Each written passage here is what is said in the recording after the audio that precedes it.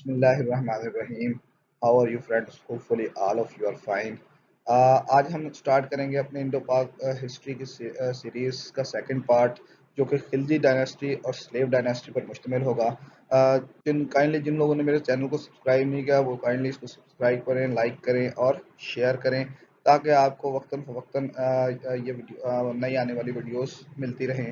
चलें स्टार्ट करते हैं हमारा खिलजी डायनेस्टी से। तो खिलजी डायनेस्टी के अंदर, जैसा कि हमने लास्ट टाइम पढ़ा था, खिलजी डायनेस्टी का आगाज़ किसने किया था? जलालुद्दीन फ़िरोज़ खिलजी ने किया था।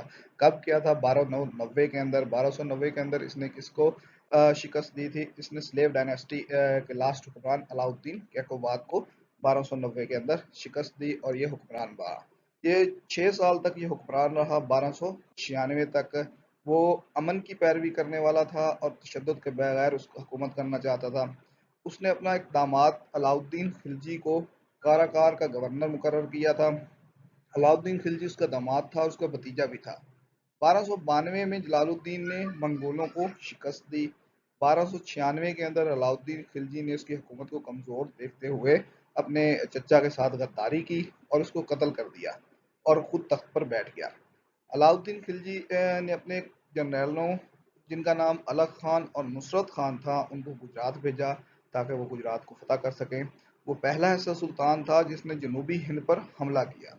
इसने अपने एक मोतबर जनरल मलक काफूर को जनूब की तरफ रवाना किया ताकि वहाँ वो इलाकों को फतह कर सके।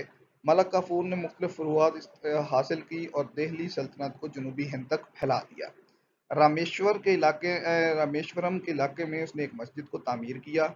अलाउद्दीन खिलजी ने जासूसी के निज़ाम की तश्कील नौ की।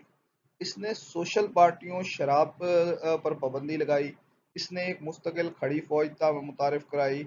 इसने बदउनवानी को रोकने के लिए घोड़ों की ब्रांडिंग और इनफरादी सिपाहियों की वजाहती फहरिस्तों भी तैयार करना शुरू की। इसने अशाई ज़रूरिया की कीमतों को मुकर्रर किया जो कि बाजार के आम निर्खों से कम थी। इसने ब्लैक मार्केटिंग को सख्ती से मना किया।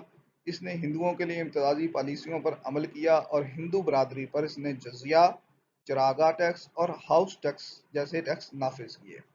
इसने मुख्तलिफ तामीरात भी करवाई, जिनमें अलाई दरवाज़ा, 1000 सुकूनों का महल और सीरी का किला शामिल हैं।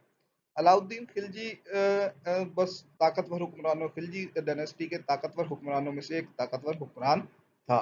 इसके बाद इसके जानशीन आए कुतुबुद्दीन ऐबक। उसने 4 साल हुकूमत की, 1316 से लेकर 1320 तक। उसके बाद 1320 के अंदर नासरुद्दीन खुसरू शाह ने इक़्तिदार संभाला।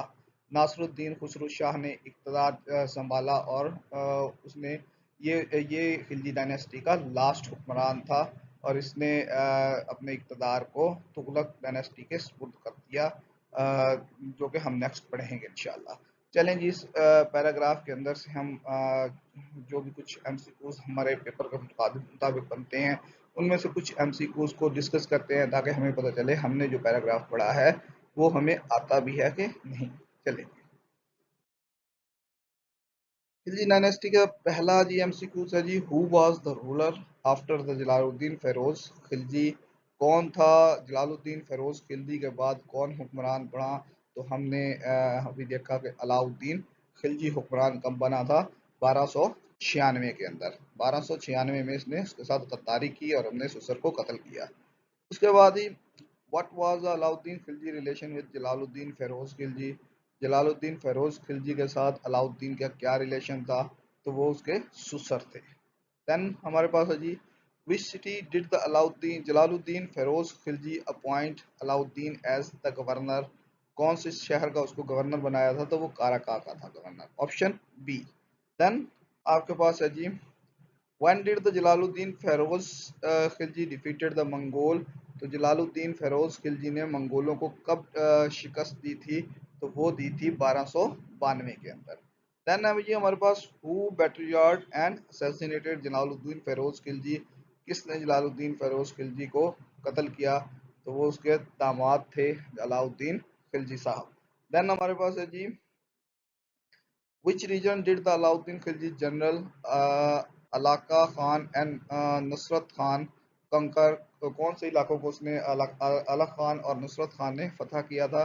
तो वो गुजरात के इलाके थे। देन जी हमारे पास who expanded the Delhi sultanate control to the south India through the conquest. तो उसने अपने एक जनरल को भेजा था जिसका नाम क्या था, मलक काफूर। देन है जी हमारे पास when did Alauddin Khilji establish in Rameshwaram के उसके अंदर उसने क्या तामीर करवाया, तो उसने एक मस्जिद तामीर करवाई थी रामेश्वरम के अंदर। What did the Alauddin Khilji impose restriction on Hindus? Hindus के ऊपर उसने कौन सी रिस्ट्रिक्शंस इम्पोज की, तो वो थी सोशल गैदरिंग, अल्कोहल कंजप्शन, दोनों ही हमारे ऑप्शन के अंदर आता है, यानी कि मुआशी सरगर्मियाँ, और उसने अल्कोहल को भी रोक दिया था।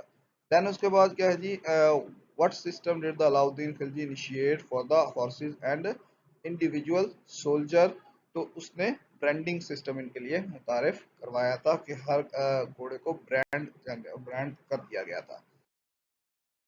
देन स्टार्ट करते हैं जी हम तुगलक डायनेस्टी को। तुगलक डायनेस्टी में 1320 के अंदर आखिरी हुक्मरान जो खिलजी डायनेस्टी का था, नासिरुद्दीन, उसको गवर्नर था पंजाब का गाजी मलक, उसने शिकस्त दी 1320 के अंदर। 1320 में शिकस्त देने के बाद उसने दिल्ली को फतह किया और तख्त पर कब्जा कर लिया। गाजी मलक ने दिल्ली में आकर उसने अपने नाम को गयासुद्दीन तुगलक के नाम से तब्दील किया, और इस तरह तुगलक खानदान की उसने बुनियाद रख दी। तुगलक खानदान ने दिल्ली पर हुकूमत 1320 से लेकर 1414 तक हुकूमत की। गयासुद्दीन तुगलक की पॉलिसी मंगोलों के खिलाफ सख्त थी। जितने भी हुक्मरान थे तकरीबन तमाम हुक्मरानों की पॉलिसी मंगोलों के खिलाफ सख्त ही रही है। इसने 1320 से 1325 तक हुकूमत की। 5 साल इसने हुकूमत की। इन्होंने तुगलकाबाद किले की तामीर भी की शुरू की। अपने दौरे हुकूमत के दौरान तुगलक ने मुल्तानियों के जेर तसल्लुत एक मुस्तहकम इंतजामिया बनाई, जो कि दिवालपुर और पंजाब में इसके आबाई ताकत की बुनियाद और इसके जरिए इकतदार संभालने के लिए इस्तेमाल हुई थी। इन्होंने डाक के इंतजाम, अदालती आपाशी, ज़राअत और पुलिस को ज़्यादा अहमियत दी। इसने बंगाल, उड़ीसा और अंगल को अपने कंट्रोल में ले लिया। शुमाली हिंदुस्तान पर हमला करने वाले मंगोल लीडरों को इसने पकड़ लिया और कैद कर लिया। 1325 में गयासुद्दीन बंगाल में अपनी फसूहात का जश्न मनाते हुए आरजी छत से गिरने से मर गया। यानी कि 1325 के अंदर ये क्या है, इसकी डेथ हो गई थी और इसके दौर इख्तिताम हुआ। इसका उसके बाद इसका बेटा आया जूना खान। जूना खान वलीअहद बना। उसने 1325 के अंदर तख्त संभाला। इसने अपने आप को मोहम्मद बिन तुगलक के लक़ब से नवाजा। खाली खजाने को भरने के लिए इसने दोआब के इलाके में टैक्सों का इजाफा किया।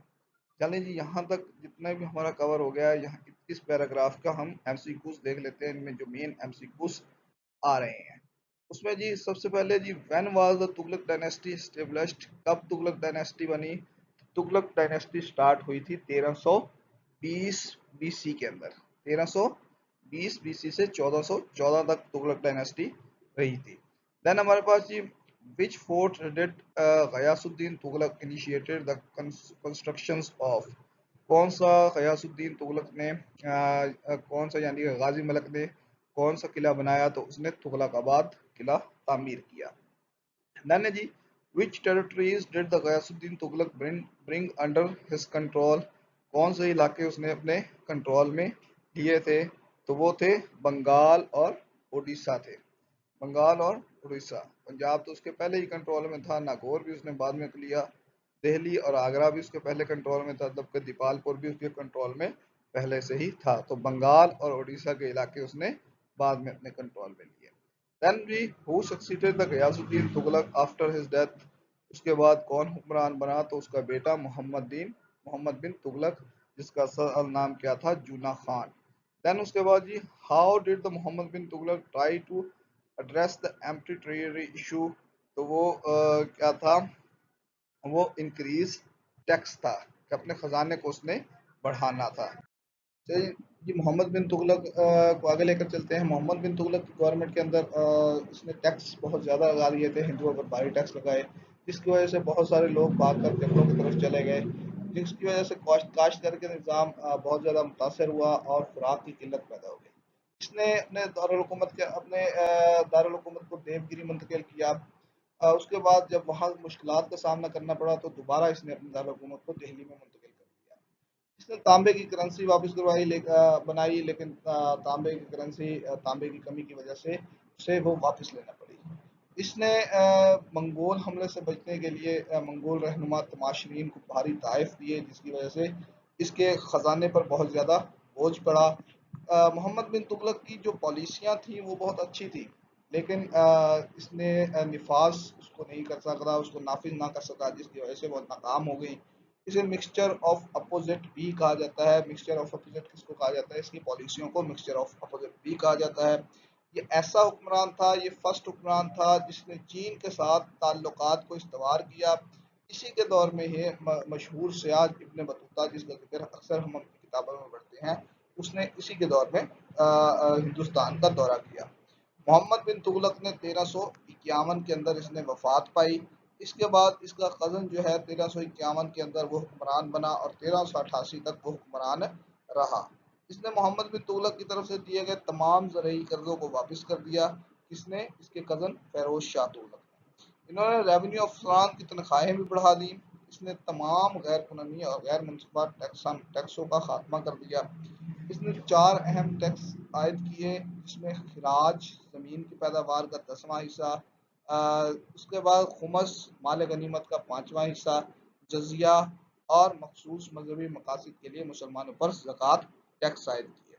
इसने 150 कुएं, 100 पुल और 50 डैम बनवाए। बहुत सी आबपाशी नहरें भी इसने खुदवाई। ये किसकी हम बात कर रहे हैं? ये फेरोज शाह की बात कर रहे हैं। इसने फैरोजाबाद अपने नाम पे इसने एक शहर तामीर करवाया। हिसार, जौनपुर और फतेहाबाद जैसे कस्बे इसने बनाए। फेरोज ने हर किस्म के हर जाने और तशद्दुद पर इसने पाबंदी लगाई।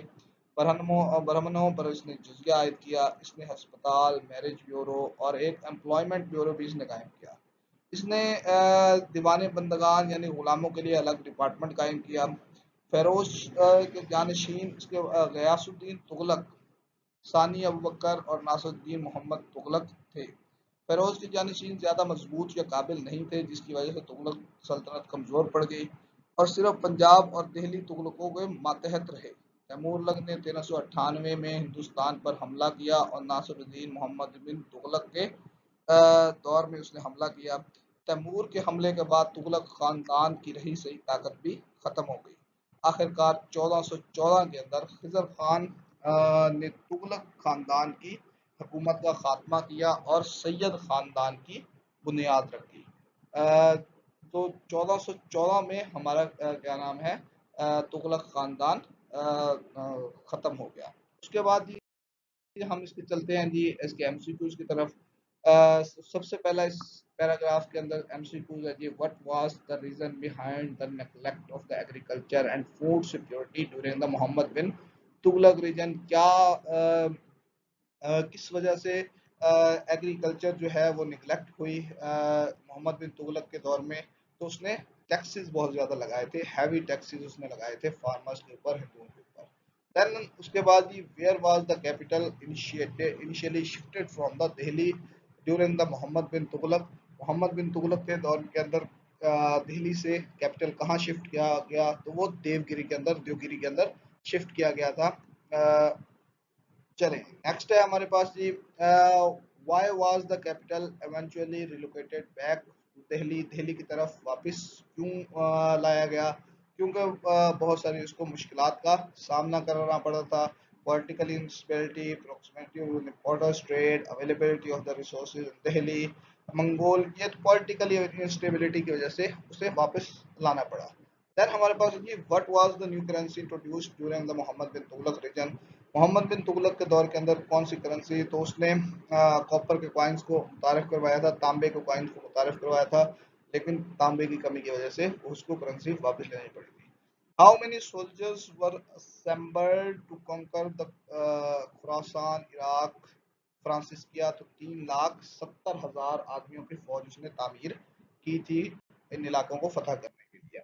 देन है जी हमारे पास, what boundaries the national treasury Muhammad bin Tughlaq due to his policy towards the Mongol? तो वो थे जी इकोनॉमिक सेंशंस, इकोनॉमिक सेंशन थी। हु सक्सीडेड मोहम्मद बिन तुगलक के बाद कौन हुक्मरान पड़ा, तो वो फेरोज शाह था। फेरोज शाह, स्पेलिंग थोड़े से किससे हैं, काइंडली इसको ठीक कर लीजिएगा। What did the Feroz Shah do regarding the agriculture loans given the Muhammad bin Tughlaq? इसने इनको खत्म कर दिया था, cancel them completely, इसने इसको खत्म कर दिया था बिल्कुल ही। Then the which of the following taxes was introduced by Feroz Shah? Feroz Shah ने इनमें से कौन से taxes को introduce करवाया? तो फेरोज शाह ने प्रॉपर्टी टैक्स को इम्प्लीमेंट किया था।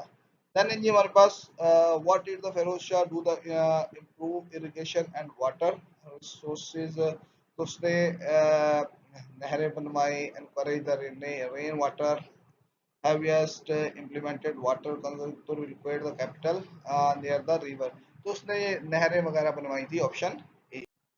Thank you for supporting me and इस तरह मेरे साथ बने रहें। मेरे चैनल को सब्सक्राइब करें, लाइक करें और शेयर करें, और इसी तरह मुझे सपोर्ट करते रहें। और काइंडली कमेंट के अंदर ये भी मेंशन कर दें कि मैं अपने इन वीडियोस को किस तरह मज़ीद इम्प्रूव कर सकता हूँ, ताकि हम मज़ीद बेहतर तरीके के साथ चीज़ों को सीखें, जानें और समझें।